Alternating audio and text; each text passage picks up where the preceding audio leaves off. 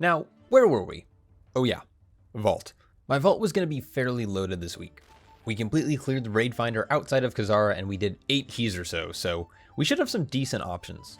And this did not disappoint. I will probably stay away from the raid finder gear since, well, 402 is for peasants. Rain Song in terms of healing trinkets from dungeons isn't bad, but since it isn't 441, I can always just farm this. So I ended up taking the helm. We headed over to the Catalyst to make our tier.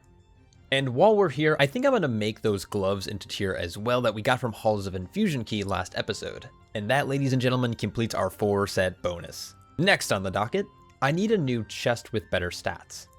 Looking through the dungeon journal, it looks like Underrot and Neltharian's Lair drop a chest. Preferably that juicy haste verse chest though. Future Shaw here. This is actually from last patch. Paladin has been reworked since, and with that rework the stat priority has changed, so please keep in mind that I'm not a total idiot.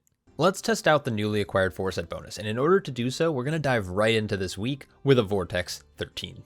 The 4 set bonus is actually really cool, and it has an interaction with Holy Prism or Light's Hammer, which is a talent point node in our spec tree. Not to bore you lovely viewers with the nitty gritty, but it essentially increases our healing and adds a holy power generation component to either of these abilities, which just adds a lot more flavor to the rotation. Sometimes set bonuses don't always feel like they have much of an impact, especially for healers, but for the Holy Paladin this patch, it's been a pretty powerful bonus. While my item level didn't go up much, I felt that this key was an absolute snooze fest.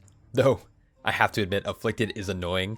The timer for these spawning feels pretty frequent and it requires a dispel before it finishes a 10-second cast.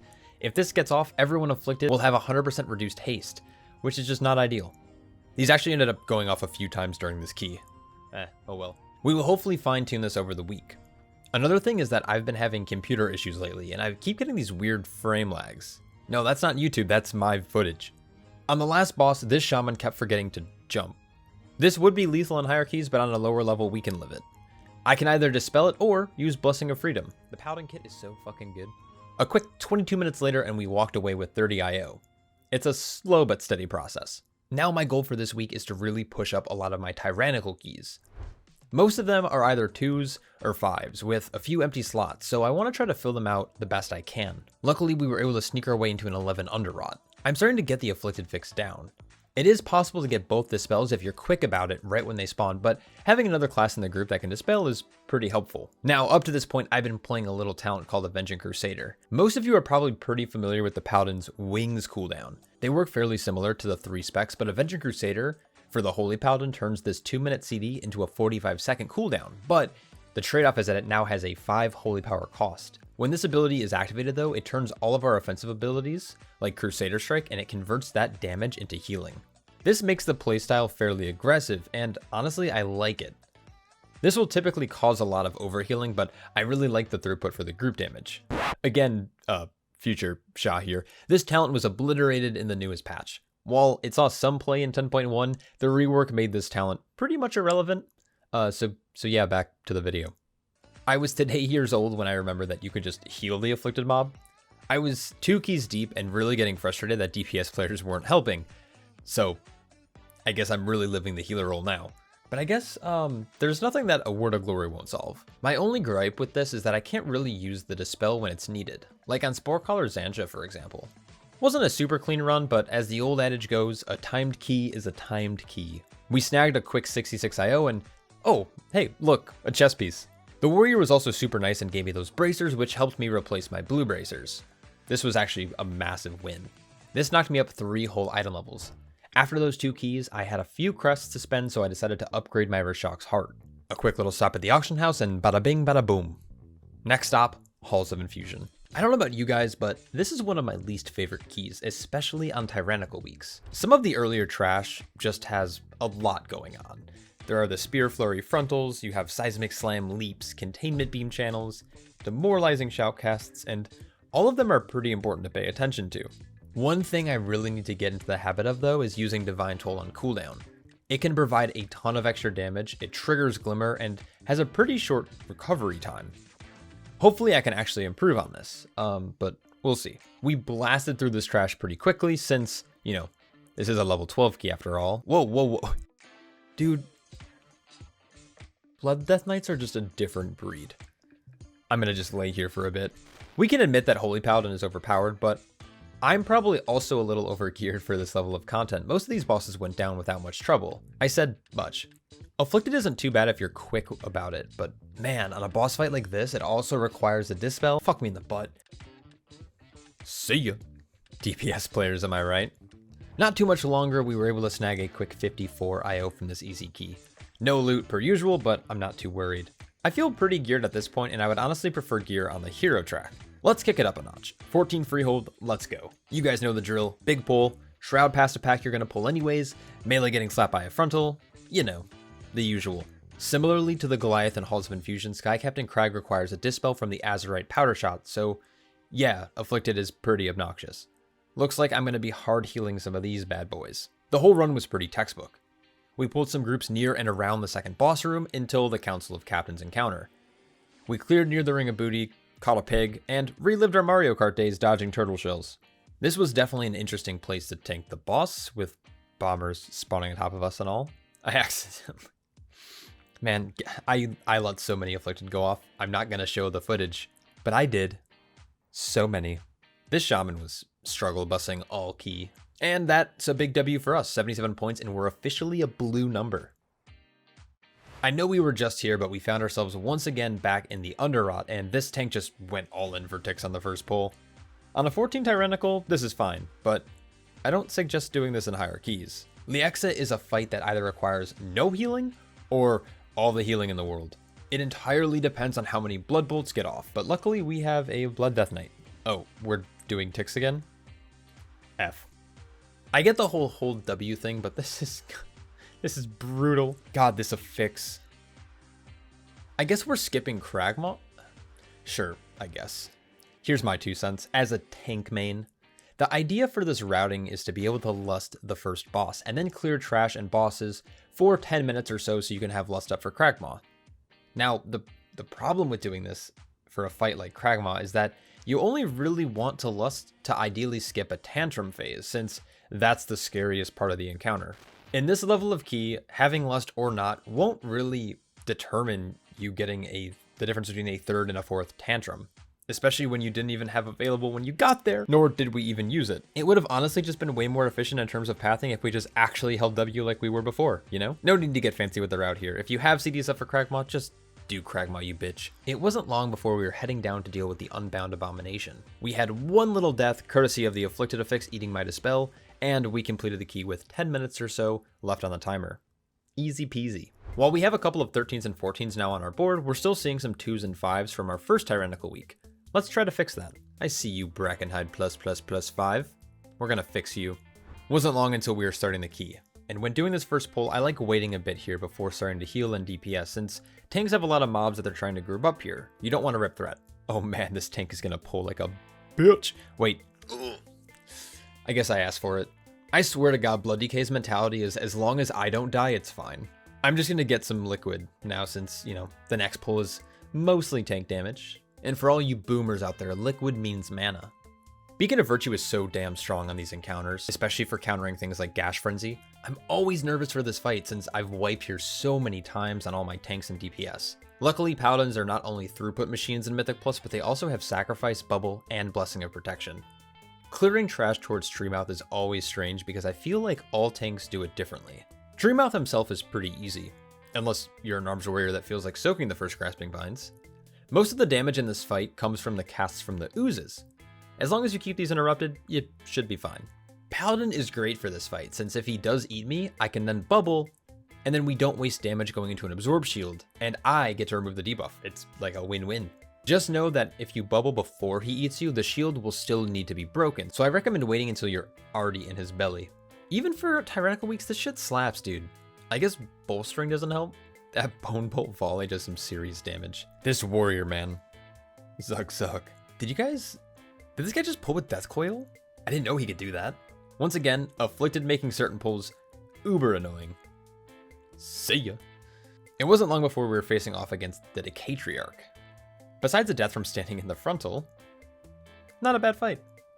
Most of the damage that comes out from this fight is through Burst of Decay, which happens after every second totem spawn, so we just want to make sure that we are prepared for that. Beacon of Virtue is great, but so is Holy Prism, Divine Toll, and Avenging Crusader. Don't worry, I know a lot of you Paladin players are losing your hair over the fact that I'm actually playing Avenging Crusader in keys, but hey, I like the playstyle and I think it's pretty damn nice in terms of throughput. Luckily for you, 10.15 is around the corner and it's definitely going to break me. We were a little short on percent, so we finished off the last few groups in this cave and finished the key gaining 76 IO, pushing our score ever closer to our goal. Alright, I'm thirsty for more. We did a +2 Oldemon on the first week on this character, so let's fix it. I signed up for a group titled +15 OCE, and lo and behold, they invited me after waiting 45 seconds. Maybe that's how bad the ping is? This may be pretty well known for Americans, but maybe you EU folks don't know this. OCE stands for Oceanic, not Ominous Chromatic Essence. We get the luxury of playing with players down under, but that comes with a trade-off. And that trade-off being horrible ping. Not all US players can play optimally with Australians, since your MS may shoot up to 400 to 600 or even worse. OCE players will typically put that in their title, warning us nimble Americans that we may suffer, or vice versa. Now, luckily for me, I don't have any issues with OCE players besides their heavy accents and most of them smell like orc armpits and Bilbo Baggins. We started this key with a bang and a death. DH is doing DH things, I guess. Some of the scarier trash in this dungeon is actually right at the start with these berserkers, geomancers, and basilisks. I try to be pretty aggressive with my CDs here. The first boss is underway, and this boss has most of the group damage happening during the longboat raid. Not only if a player gets hit by the swirls, but everyone is taking periodic damage. We also had an afflicted go off, and honestly I didn't see it. This room design is dope, and also miserable at the same time. Good job Blizzard on pulling that off. Brotato Chip on the other hand has a pretty open floor plan, but most of the damage is from the Quaking Totem, or when the DH stands in the Thundering Slam. Talandris is a pretty brutal fight as well, I have to admit. I know it's only a 15, but the Stone Bleed accompanied with the Stomp can have some brutal combinations. Generally speaking, I'm healing through the bleed if there isn't a Stomp coming up. And if there's going to be an overlap, I give that player an external like Hand of Sacrifice or Blessing of Protection. If I don't have anything available, I commit a larger CD or maybe even Aura Mastery as a blanket DR. I can imagine how some of these pulls get scary on Fortified Week, but I don't really have time to think about that.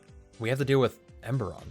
This is the worst fight in here, by far. Remember when the fight looked like this? This boss requires the healer to be really on their toes, and also the reason why having a Shadow Priest this season is insane.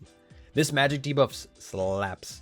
It can be dispelled, but I also have to think about Afflicted, so it's really hard to commit. I let our Boomkin die, but also use your defensives next time. I see that Barkskin. Warrior goes down, and I noticed when he was dead that he had Spell Effect available, but after checking, he clearly knew how to use it. My bad, dude. I'm pretty trash at this game. Look at that flawless skip. Oh, okay, maybe not flawless, but pretty good. I was pretty nervous for this last boss, but luckily Paladins have some great tools for the Chronoloord Deus fight. First, you can dispel the time synced dot, but you can also remove it using abilities like Freedom. Druids can also shapeshift out of it, Demon Hunters can use Vengeful Retreat, and Warriors can even try to high roll for their spell reflex. This group did a pretty good job and I felt I handled the damage intake well. Thanks, Avenging Crusader. Another 94 points and we're vibing. I looted a pretty solid crit haste ring, and at the time I didn't think much of it, but little did I know that crit was going to be a very valuable stat in the near future. We've done a few keys up to this point so far, so I think it's time to bump up some of our gear. Since I looted that ring, I can now upgrade it without using crests. And I ended up upgrading my pants and my ring a few more times with the 4 worm crests I had in my bags. We were now 421 and ready to rock. Before the week is over, I'd like to at least get a little more score for my last 2 keys. Nelth and, Nelth. Who at Blizzard thought that this was okay? Anyways, Neltharian's Lair, here we come. Cue the montage.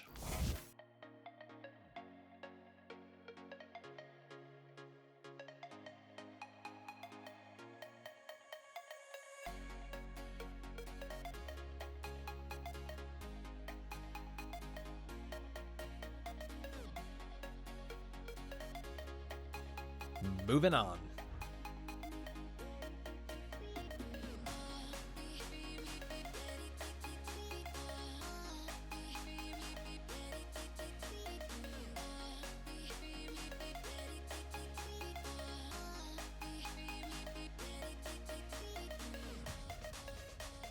$18.78 is within striking distance of 2k IO, which has bricked me up for the next week. Something that Blizzard did really well this tier is they added an accolade for hitting 2k that rewards a player with a piece of heroic tier. Player's choice. While we already have 4 set, most of our gear is on the veteran or champion track, which limits our item level.